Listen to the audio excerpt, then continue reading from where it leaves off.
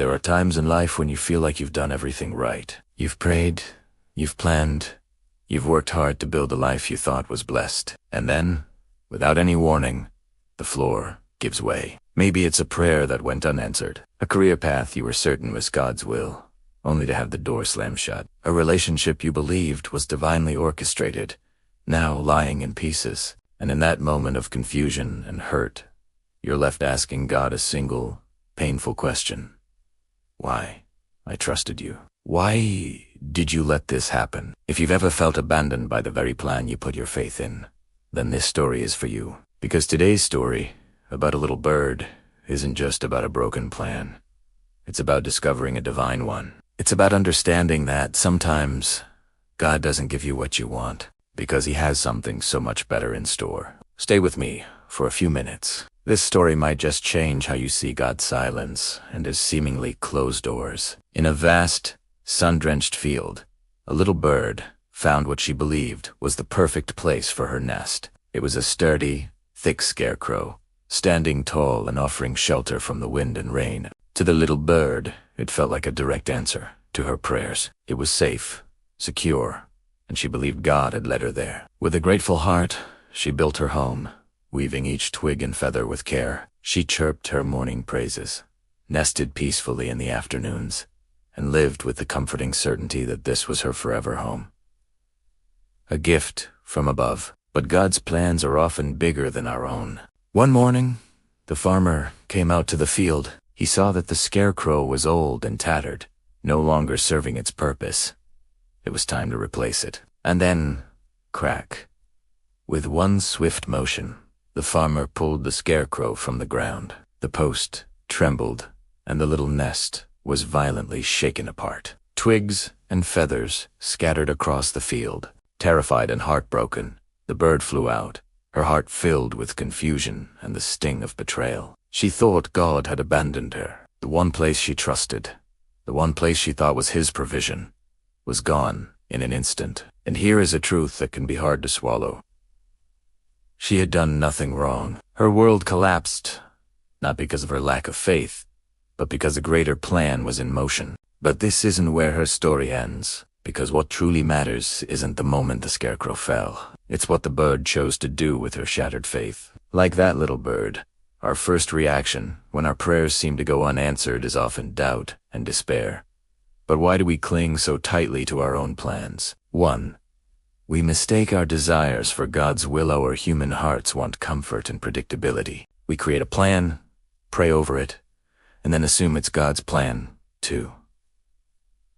When it fails, we feel like God has failed us. 2. We confuse comfortable with calling. People say in spiritual ruts in churches that don't feed them, or in lifestyles that don't honor God simply because it is familiar. We choose the safe path over the one that requires more faith. 3. We fear the unknown path. Letting go of our plan means surrendering control. It requires stepping into the unknown, trusting that God will catch us. This level of trust can be frightening. Because of these fears, we often fall into spiritual traps.